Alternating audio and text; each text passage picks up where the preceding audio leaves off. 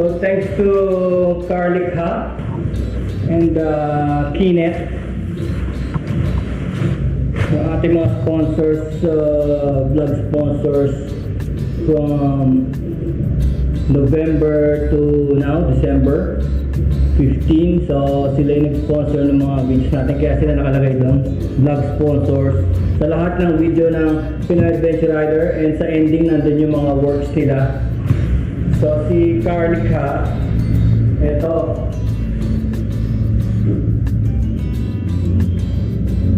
The Nation's Fragrance. Yan. Carlic Ha.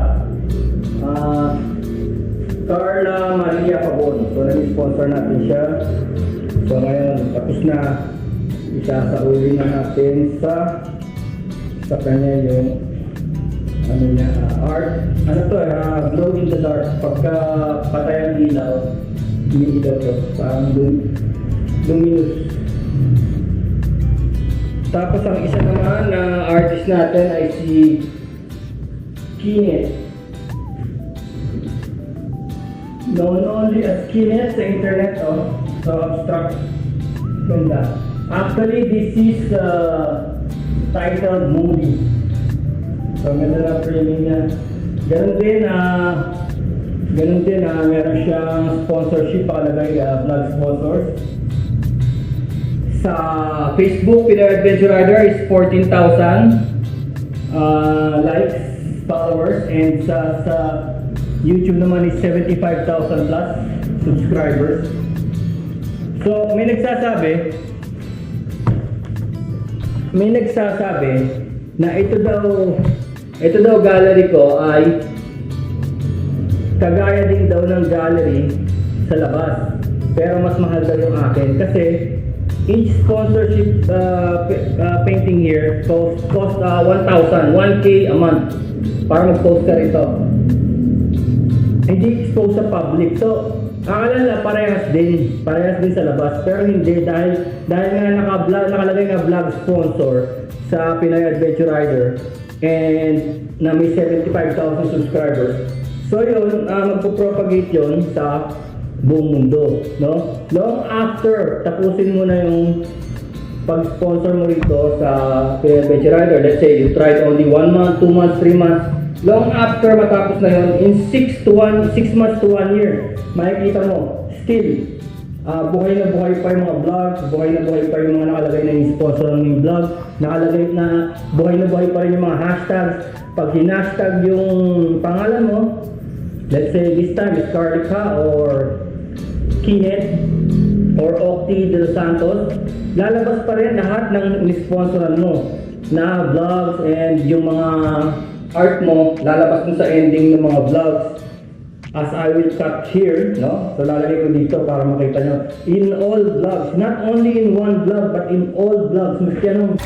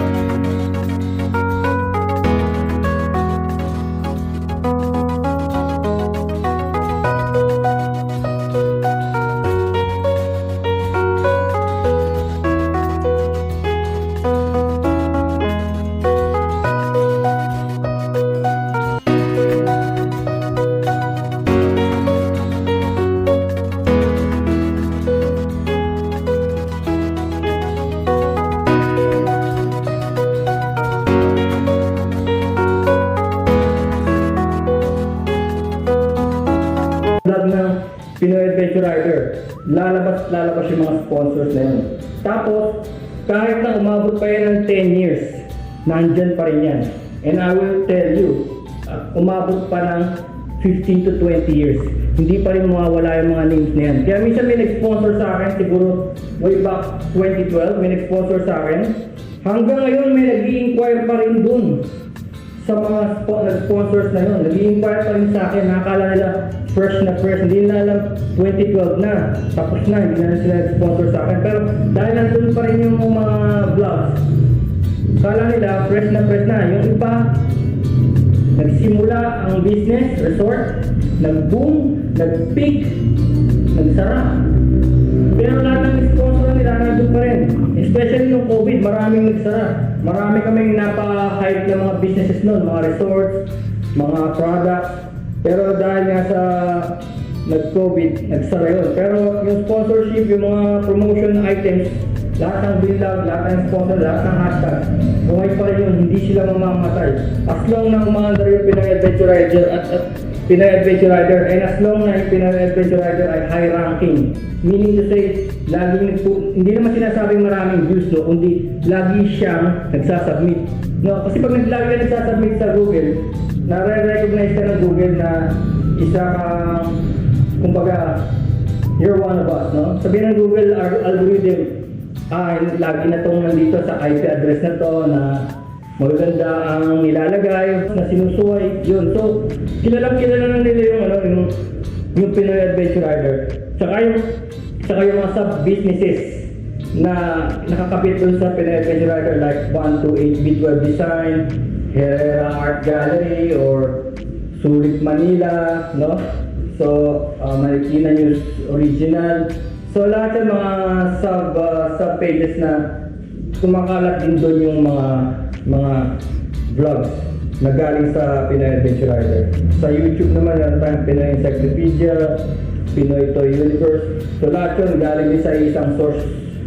So, kasi ibang market ng ibang channels, let's say Pinoy Encyclopedia, it's about information, no? So, information.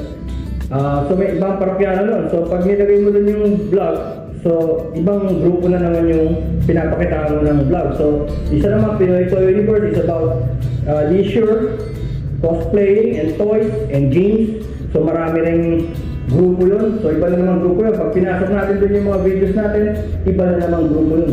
Sometimes, sa Pinoy Adventure Rider YouTube nga, mahina ang views, pero dun sa kabila, malakas. So, isipin mo, meron siyang sariling bubble, no? So, gano'n ang napapala dito sa Pinoy Adventure Rider or Art Display, HH Art Display. So, ito yung vlog sponsor natin, yung kanyang buong wall. Yan. Octi de los Santos Cloth Master. So, si Octi, sponsor niya yung buong wall. Ito lahat to for sale. For sale. Jose Rizal. Ito siya. Si Octi and Anderson Pasio and Sheikh Mohammed of Dubai. No? So, ito ay gawa sa tela. Kaya na cloth, putol-putol na tela yan. Na mosaic, kaya mukha siyang parang pininta, pero actually, it's a special type of art. Tela.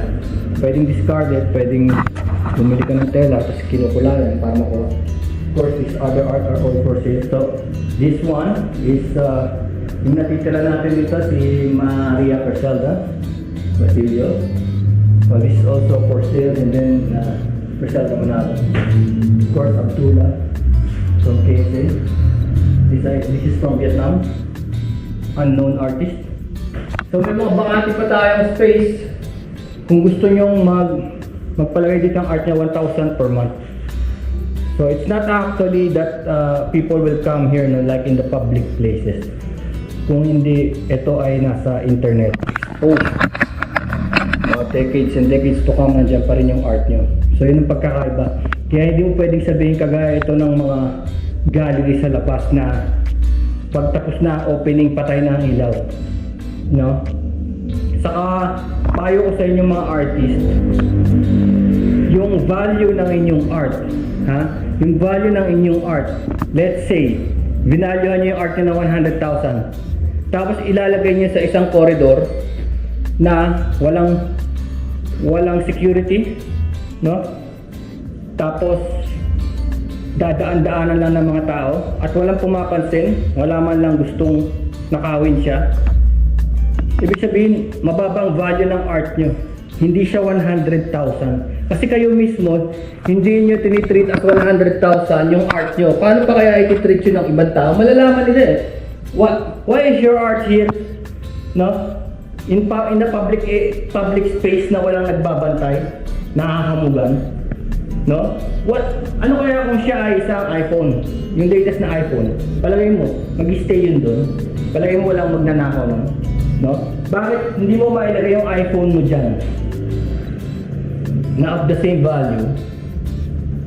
No? Hindi ko alam kung magkano latest na iPhone ngayon eh. Pero sabihin na natin 100,000. Bakit hindi mo maiwan yung phone mo dyan? For a month or 2 months or 3 months na wala security. Pero yung art mo naiiwan mo. So ibig sabihin hindi mo alam ang value ng art mo at hindi mo ramdam. So ibig sabihin, nanguhula ka lang. What is the value of your art? Dapat protektahan mo yung art mo. No?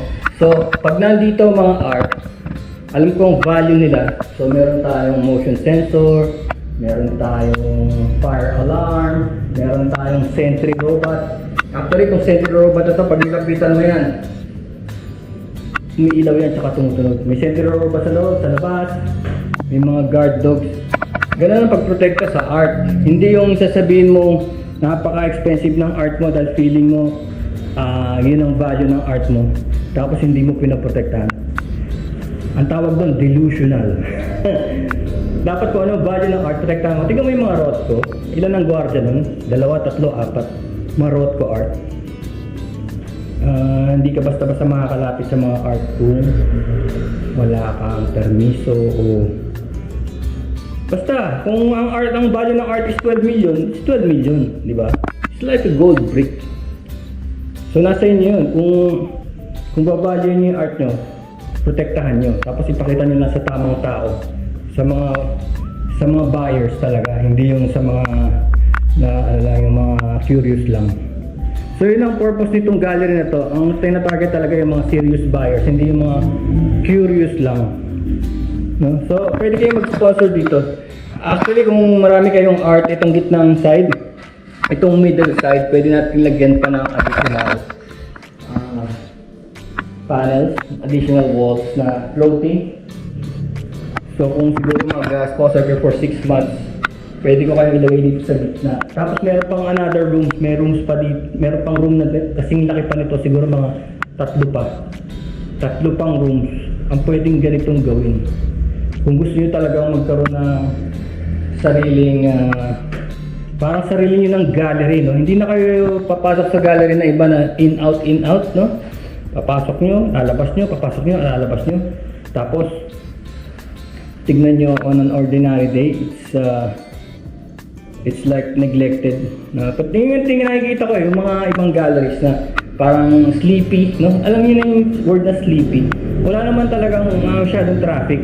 Una-una, mahal siya. Pangalawa, hindi naman talaga, pagka ganitong inflation, hindi naman talaga priority ng mga tao ang art collecting o mag-invest sa art. No? So yun ang napansin ko. Kaya pagkatapos kong mag-exhibit ng mga ilang beses, nakita ko na talaga na mas magandang maging gallery owner. Mas magandang maging gallery owner. At the same time, artist din. Kasi meron ako nakikita mga gallery owner na hindi artist. Marami palang ganun. Collector, gallery owner, hindi sila artist. So nagulat ako doon. Sabi ko, wow. Siguro may mga 1,000 arts na pinagbibili all around the world. Pero not one stroke of acrylic paint. Hindi nila kaya. Actually, ganun din ako dati. Pero binrake ko yun. Binrake ko talaga, pinilit ko. Pinilit ko mag-art kasi designer ako sa internet web designer ako. So parang parehas lang siguro, sabi ko. Parang parehas lang yun. Gagawin ko lang sa paint. So this is my work. Actually, this is me, no? This is my interpretation kasi di ba GoPro vlogger. So meron ako parang camera sa mukha. Motor. Di ba? Yung isang mata ko may camera. As this is my balaklava, no? Di ba parang camo balaklava, ayun. Tapos this is part of the helmet, no? Parang abstract siya, part of the helmet. And of course, meron din camera sa dibdib. So this is me actually. Tapos nagkaroon ng version na parang Chinese chef. Ako din yun. And this one also. This one also has the motorcycle na. Motorcycle, the camera, and motorcycle and bicycle, and the helmet, and the balaclava. No? So it's an abstract, no? Pero makikita nyo na this is me. Tapos ito yung parang ano ko, interpretation ko ng aking family. Is the bunso, is the mother, no? So yan. Tapos ito, gumawa na ako ng mga abstract, gumawa na ako ng using sand, Romblon sand. And this one is a carcass of a bobcat na nakita ko dyan sa labas. Ito. So sinig ko naman yan sa mga sa mga institution na kung pwedeng gumamit ng buto ng animals. Pwede naman daw kasi natapon lang yan, di ba?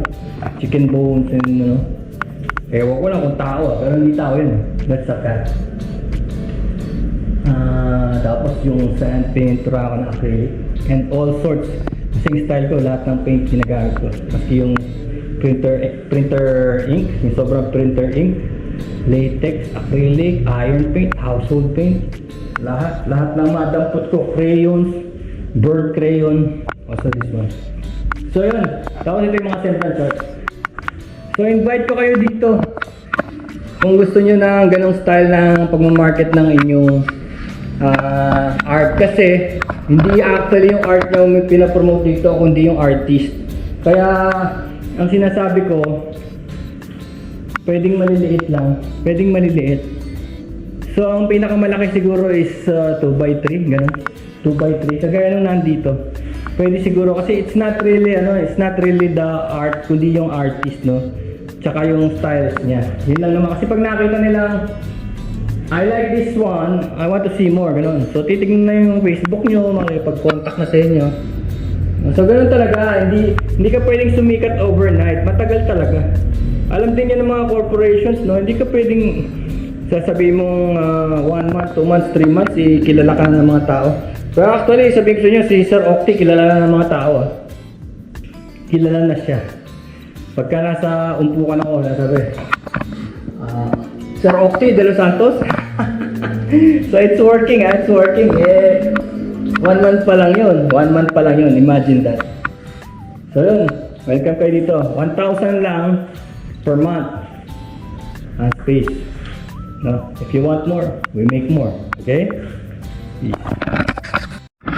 So ready na po. Moving out. Yung dalawang ating sponsors for November and December. Ski Artist Kinet and Carly Cup. So thank you once again, thank you Kinet and Carlica for the sponsorship, and vacant walls right here, mga artist. Peace. Ready to go na to.